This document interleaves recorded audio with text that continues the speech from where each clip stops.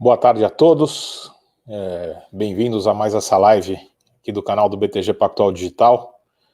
Hoje eu tenho a honra de ter como nosso convidado o Ken Leech, que é o CIO da Western Asset Management, uma das maiores gestoras globais de renda fixa, especializada em renda fixa e crédito.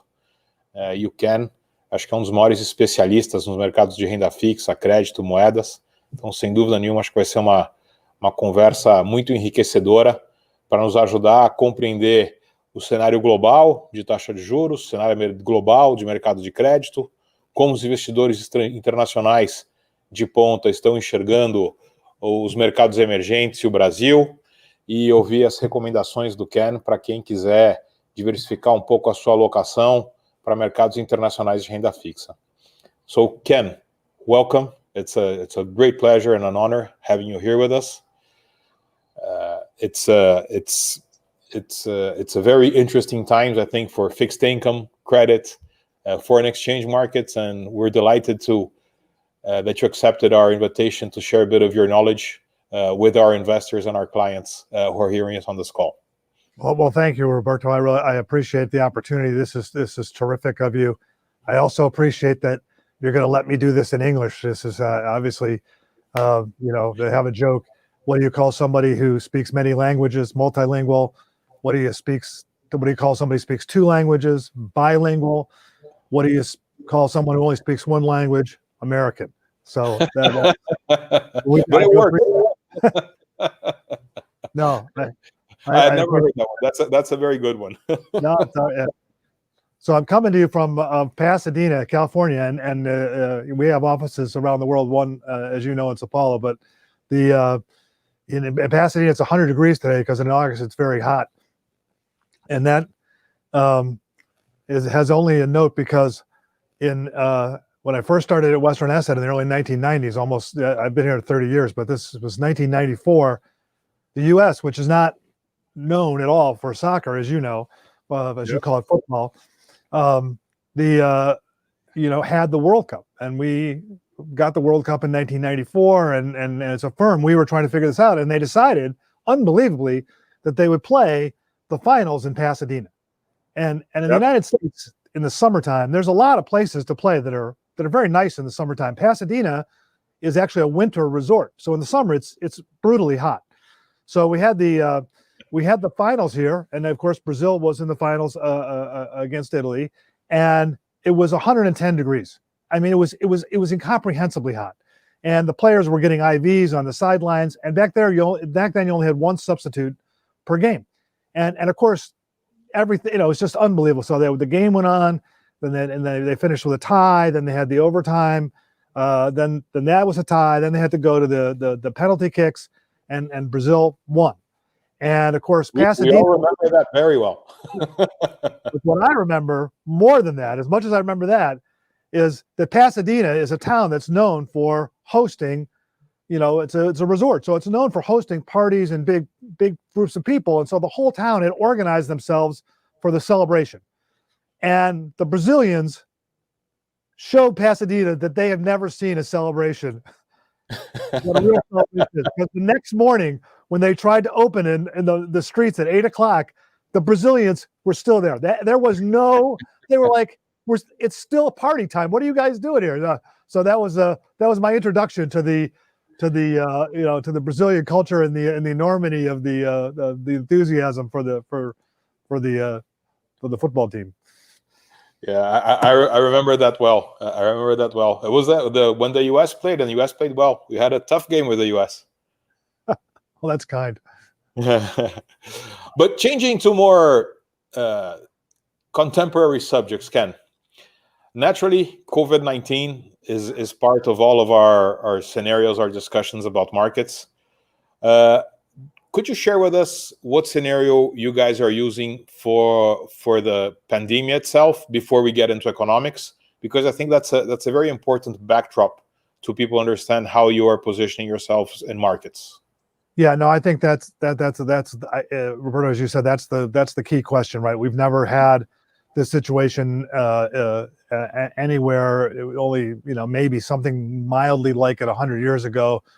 So you've got an incredible global crisis with the COVID-19. It has a humanitarian aspect, a medical aspect, if you will, and then of course there's the government reactions, because much of the shutdowns around the world were government induced and government supported, which is much different than we've ever seen before, and that's a voluntary, if you will, societal shutdown, and so it means that the governments have to provide some kind of offsetting relief.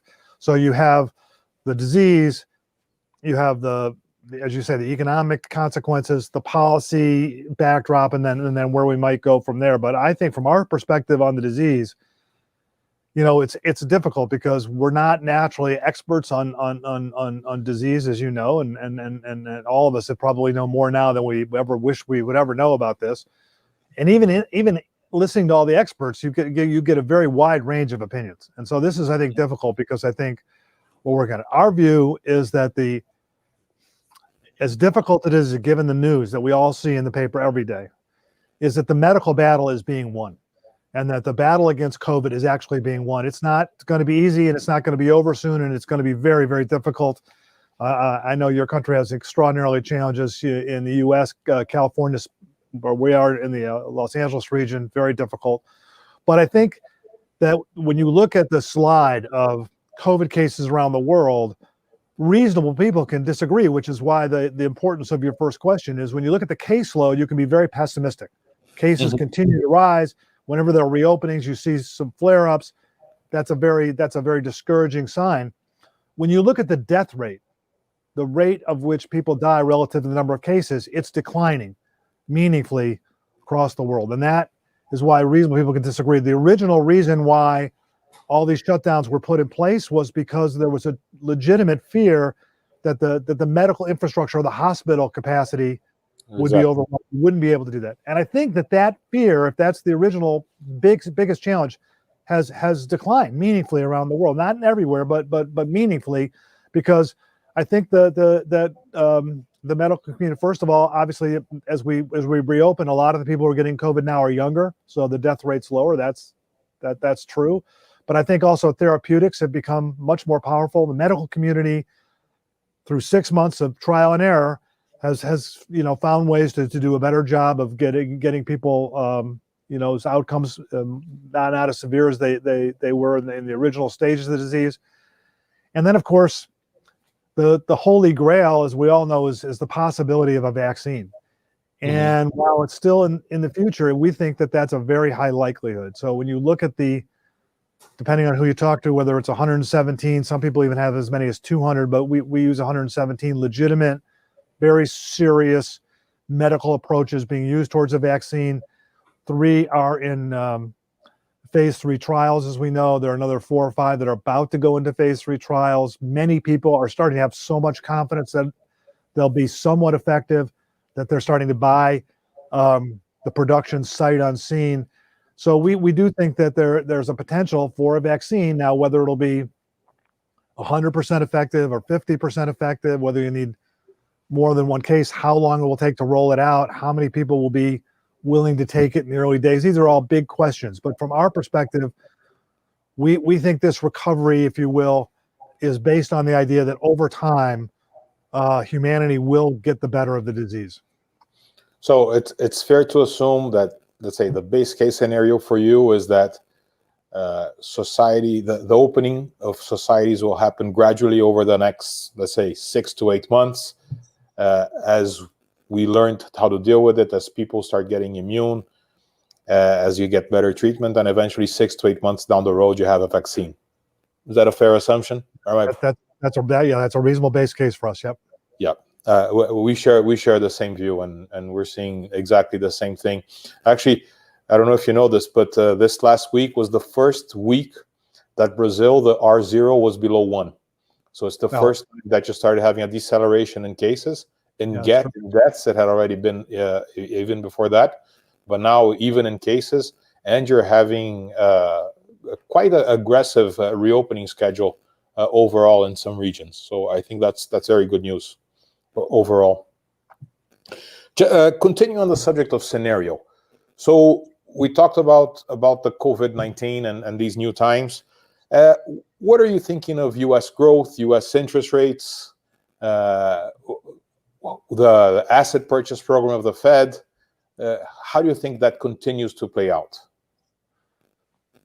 So I think, clearly this, as you said, you start with the disease and then you start to think about what type of recovery to expect. Is it going to be very sharp, quick? Is it going to take a longer period of time?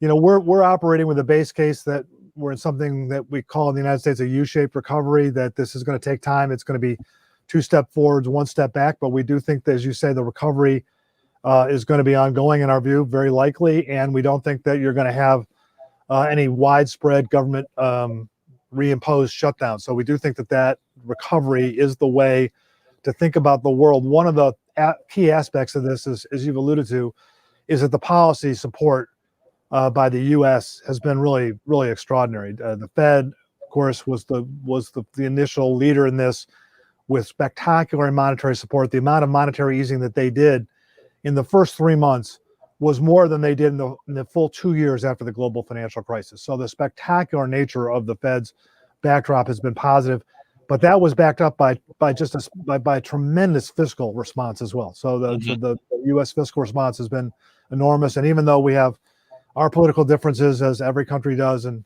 I know yours does, we do think that we'll have a deal between the Republicans and the Democrats pretty shortly on the next continuation of the fiscal. So we think the key to understanding the policy is that it's asymmetric. If the economy does really well and policy is not needed, that would be terrific.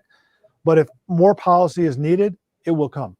And so we think that there's no end of the commitment that you'll see. The Fed has talked about that they will stay accommodative until they have a, what, quote, vigorous recovery. And when asked what that meant, Powell said, we want to be back to full employment.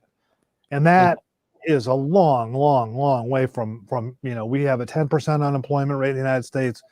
Some people think that with shadow unemployment, it might be as much as 12 or so.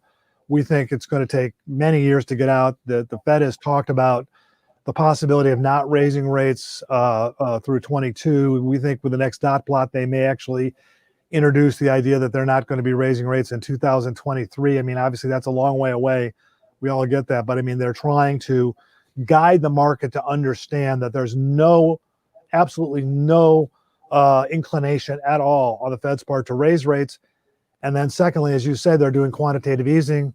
They're doing massive asset purchases. And our view there is that the asset purchase program, which they've said is one of their key goals, is to get financial conditions to be very easy. They will move those financial asset purchases explicitly, in our view, over the next couple of Fed meetings to be designed to support financial conditions. If that's true, if we're right on that, then that means they'll be buying more long-dated Treasury bonds relative to shorter-dated as they're doing currently, and that would be supportive. And if I could say a last word about the Fed, the one thing that is new in our country is, unlike Great Britain, Europe, Japan, the U.S. Fed has never been allowed to buy investment-grade corporate bonds until this crisis. And there was a bill passed in our Congress, signed by the president, that allows the Fed now, because the Treasury takes the losses, if there are any, to buy investment-grade corporate bonds, any bonds that were what we call fallen angels, downgraded below investment grade after the crisis started. So I think from our perspective, the key interest rate policy takeaway is that the Fed's and the U.S. economic policy is completely orchestrated to try and make sure that corporate infrastructure in the United States stays intact so that we can support our recovery. And that means the Fed is desperate may be too strong, but Fed is very strongly inclined to keep corporate borrowing costs for high-grade companies low. So you've seen them buy investment-grade corporations. When the spreads get narrow, they stop. But they said if they try and widen those spreads, they'll buy more. So they've put essentially a protective buying program in to make sure that corporate bond spreads in the United States stay low. And their goal is to get those corporate bond yields lower. In our minds, that I know we're going to talk about that later, but that creates the opportunity not only to buy treasuries because the Fed is supporting them, but also investment-grade corporate bonds as well. Yeah, it's amazing, right? I mean, I remember when I went to college, the U.S. had the short-term interest rate as its policy. Now it's monitoring the short-term interest rate, the yield curve, and the credit curve. Exactly. So it's new times. It's going to be interesting how we're going to see this unwind in the future. I remember a couple, I think it was 2 years ago or 1 year ago, when the Fed started reducing its QE program. It was already a big shift, right? So Right. this will cause for interesting markets at the exit at some point. But exactly. Ken, as an investor, many people, with all this fiscal spending, all this QE, so you hear some people that are concerned about inflation, are concerned about the level of debt in some of the countries, including the US. What are your views on that? And some people talk about gold as a protection. What are your views there? Well, I think that, the reason why we have these discussions and they're wide ranging in terms of the range of possibilities is we've never seen this policy experimentation that we're seeing all over the world ever before. And so in addition to the disease, so to try and guess how it's all going to turn out is, of course, a difficult practice. So starting with inflation, it's plausible. You can see why people are fearful of inflation. You have massive monetary combination. You have a tremendous amount of fiscal thrust. And the way most people think about that in terms of those who favor the idea that we're going to have lots of inflation is that as the global economy recovers, the output gap eventually closes. As the output gap closes, policy will stay accommodative. It'll stay accommodative too long. The Fed will stay too easy too long. The fiscal policy will stay too easy too long. And then once we start to get the output gap closed, you're going to have these really what are now lifelines turn into tailwinds, and we'll have a lot of inflation. And so it's a plausible scenario, and it's not one you can say is not going to happen, because I think policy is determined to try and be helpful. But I think from our perspective, we have an open mind, but we're not in that camp. There's too many ifs. Right now, the immediate shock the world's facing is the possibility of deflation. You look at countries like your own, where you've had tremendous challenges economically and your currencies are weak. How much inflation explosion has there been, right? None. And the reason is, we all understand that, is when you have a global downshift like this, something like -5%, as a guess maybe on global GDP, the biggest negative number since the Depression, the immediate fear is deflation, right? That this is what the Fed tried to fight with their actions. They were terrified of a deflationary outcome. If they hadn't done anything, I think we all recognize that we would have had much, much lower price levels and much weaker growth. So they're trying to forestall a deflationary effect. They're trying to, I think they're correct in fighting the fire in front of them. They're trying to get us out. I've got too many, what do they say, mixed metaphors, but they're trying. The argument of inflation is you have the downturn in the economic, you get down into the valley, you eventually get up, and then once you get to the top, policy eventually leads you into inflation. It's a long way from here to the top of that valley. I mean, we have to get there. And our view is that this is not a foregone conclusion. Even though we're optimistic that this recovery will take hold, I think when you look at the outbreaks of COVID, when you see some of the setbacks, we think it's going to take several years at minimum to get the global economy and the U.S. economy even close to back to where they were. And so from our perspective, we think inflation is going to be muted for a very long time. In the United States, we didn't even have 2% inflation on average anytime in the 10 years after the global financial crisis, and the Fed was hoping to get 2% after that. Now we have another shock, and they're hoping someday to get back to 2%. It's possible that this thing will turn around very quickly, and we'll have a lot of policy errors. But the policies in Washington they're not yet ongoing. I mean, people talk about that, but each policy is a one-step policy designed to fight the challenge in front of us. So it's not a foregone conclusion that a year from now, 2 years from now, things get back to normal. You'll see an end to some of these fiscal policies. So on inflation, we think that is not an imminent threat. In fact, we're more concerned about risks to the downside.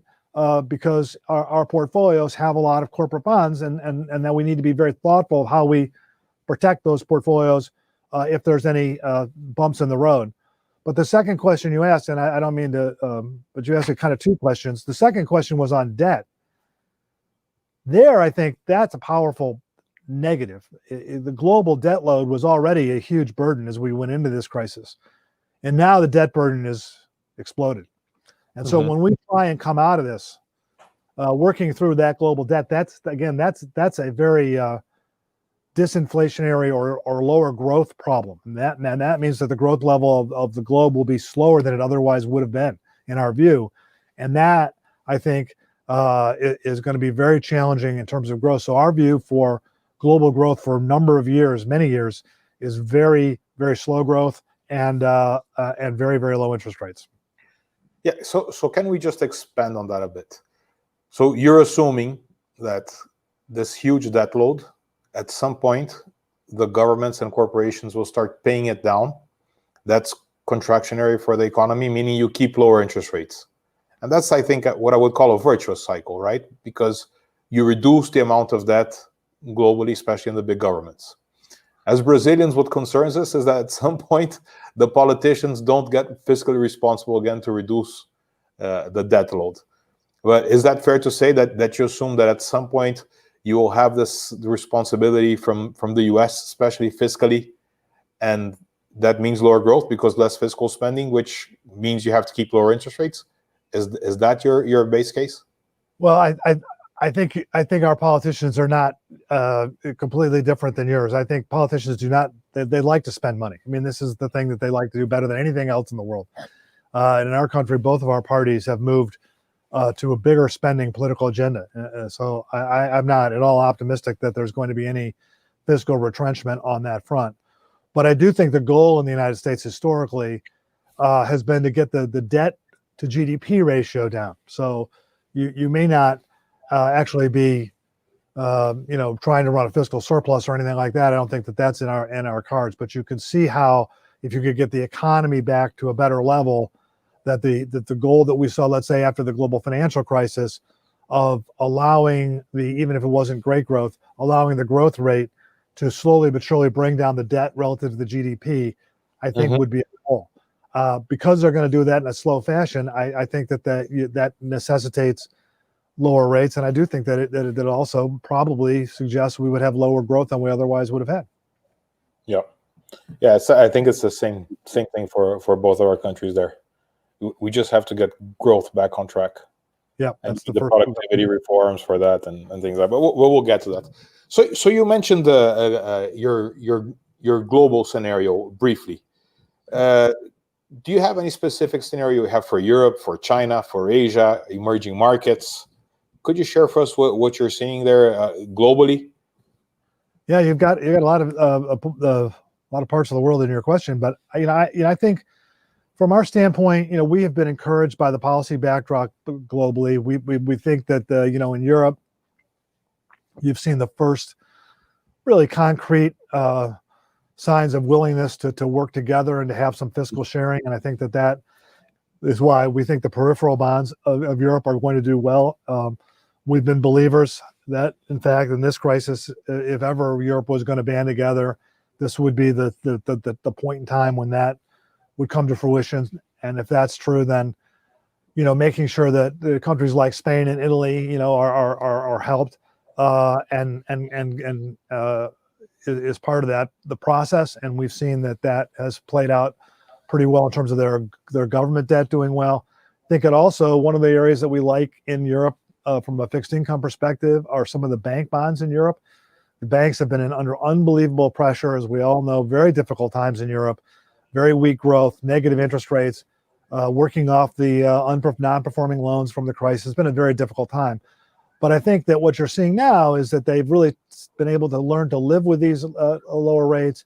The ECB has been very, very aggressive in designing programs to get liquidity back into the banking systems. And I think that the fear of widespread, let's say, bank challenges or bank failures in Europe is done. So that's an area that we like in terms of the fixed income markets. China is a very complicated story. As you know, U.S.-China relationship is deteriorated meaningfully. Both our parties are now vying with each other to try and go into the election as being more negative about China than the other. So you see Donald Trump ratcheting up his anti-China program to make sure that people see him as the most anti-China in the U.S. That's a very difficult for the relationship. It's interesting because you have to be very clear. While they're ramping up this rhetoric, it's a strategic rivalry between U.S. and China, but they don't want, neither side wants to have a complete fallout in economic challenges. Both countries need growth. So you see this very delicate balancing, very aggressive rhetoric, one-offs, very symbolic, the hawks in the Trump administration trying to deny technology to some Chinese companies. But on the other side, you see both parties want to keep the trade deal in place. They want to try and make sure that both of their economies continue to move forward. So they don't want to have an economic downdraft fall out of this. So you'd like to think that they can manage that rivalry effectively. We think China is recovering. We've been in they were the first into the COVID challenge. They've been the first out. I think that from our perspective, China is recovery is kind of key to the global outlook, and so we think that slow but sure is good. And then the last part of your question is emerging markets, and I think that's the more challenging aspect, as we all know.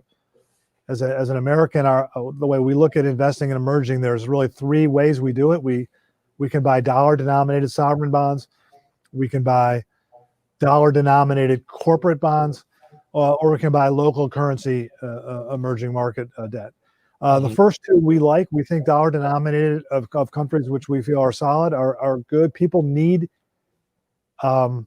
interest. They need interest income around the world with all these negative and zero policy rates. So safe, even if they're low yields, are preferred by most investors around the world. We think that those are going to do well.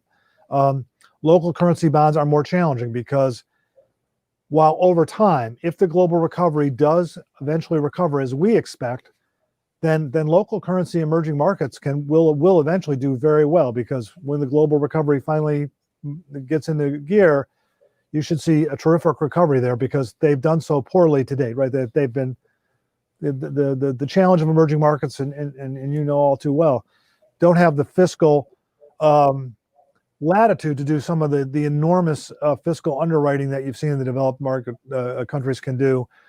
The COVID problem is even more difficult from a medical infrastructure challenge. And so you've seen countries be willing to let their currencies weaken with the feeling that will help protect against too weak economic growth. So I think from our perspective, at the moment, we prefer dollar-denominated EM, but we do think there's going to be a time here when the currency picture will brighten for emerging markets, and then we would be more aggressive investors. And you think the trigger for that would probably be growth in local markets, in global markets?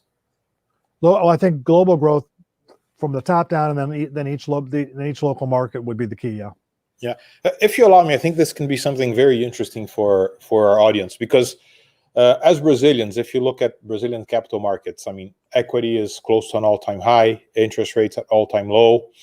People are, I think, overall quite satisfied with the response, with the fiscal response, especially if you look at the lower income families in Brazil. I mean, we've created a social program that we've never had. So even the popularity of our president has increased significantly, even with all the criticism as how he positioned himself in the sanitary crisis. There was some criticism on him that he should have been more supportive of the restrictive measures, while he was more, let's say, lax. But the fiscal side has helped him. So for many Brazilians question themselves why, and there's basically headlines every day of foreign investors leaving Brazilian local markets. And at the same time, you're seeing a huge inflow, especially in the retail, of local investors from fixed income into equities. But I think it would be very interesting to see, to explain to our audience, what is the view of a top global investor on Brazil? Where are you compared to your historical exposure? Why are you not so excited with Brazilian markets? Why are you on hold? And what would trigger you to increase your investments in Brazil? We were thinking here whether you had a blackout given the extremely high temperatures in Taxa. California has plenty of blackouts. I wish I could blame that on us. Oh, it's our technology. Maybe the Chinese hacked us. I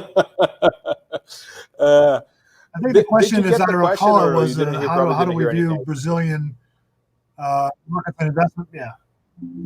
Yeah, I think it'd be great to understand how a top international investor sees Brazil.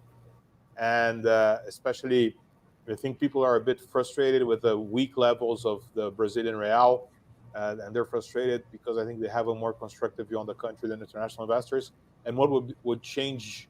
Would be the trigger points that you think would bring international investors back to the country? From our standpoint, I think it must be difficult when you're as a Brazilian investor, because you've got two challenges. You've got, I think, the prospect for diversifying globally, where if you're buying assets outside Brazil, the hedging costs have never been really lower with low interest rates in Brazil. But having said that, the currency, as you say, is very, very weak. It's had an enormous amount of challenges in our view. The currency is too weak, given the long-term outlook for Brazil, which we have, which is constructive.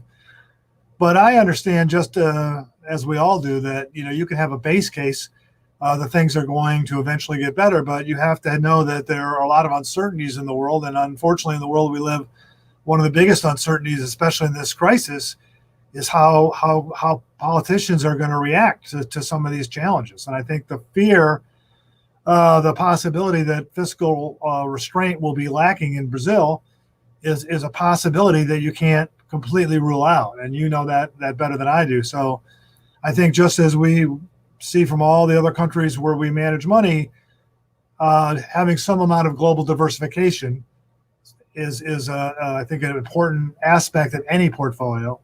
It doesn't matter what country you're in. And so I think from our perspective, we see that trend in place in Brazil, as you do, and don't have anything negative to say about it. But on the other hand, we find that the Brazilian currency is in our view, though, we're trying to look for ways to get long, not short. Yeah, so I guess if at some point you have a signal of fiscal responsibility and some growth in the country, you think that we can probably have an important repricing of the currency, as then portfolio managers like as yourself would probably be willing to bring back exposure to the real, correct? Absolutely. Yeah, I hope we have our political leaders listening to our conversation. Hopefully they can help us in that. And Ken, one final question to you. We talked about people in diversifying their assets, investing globally. What would you recommend for the novice Brazilian investors that was always used to having very high interest rates locally, but now has decided that, just given the level of uncertainty and the level of interest rates, he wants to diversify globally? What would you recommend to him in the fixed income world? What do you think is the best value for, let's say, the dollar-denominated assets globally? What would you recommend for this novice international investor, which is a Brazilian citizen? Yeah, I think one of the challenges you have when you invest globally in fixed income now is that interest rates are not just low in Brazil; they're low everywhere. And we find the same question being asked all over the world: where can I get some yield? And they're very, very low. The U.S. actually has some of the highest interest rates in the developed world, and if we're talking about Brazilian investors, you can always argue that there are certain emerging markets that have higher yields, but you already know that.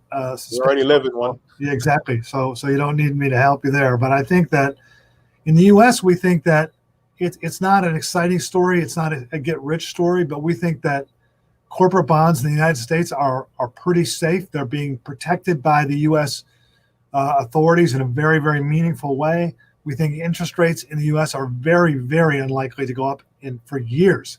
And so even though these rates are low, We think investment-grade corporate bonds and some of the fallen angels, some of those securities that are on the cusp are a reasonable place to go. I think I already talked about in Europe we like the banking securities, banking corporate bonds, but I do think that when you think about global fixed income, buying high-quality corporate bonds in very strong developed regions like Europe or the U.S., are quite attractive.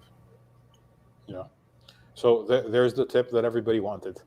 But Ken, I really wanted to thank you for taking the time, especially scrambling to get back online. No, we apologize for the difficulties. It's too bad. Thank you for the partnership. I think this was definitely very enlightening for our investor base and our clients. And I hope to talk to you soon. Hopefully, in the next few months, we can do this again. No, that would be terrific, and I hope to see you face to face one of these days. Hopefully, very soon. Okay. Thank you, Ken. Have a great day. Thank you. You too. Bye-bye.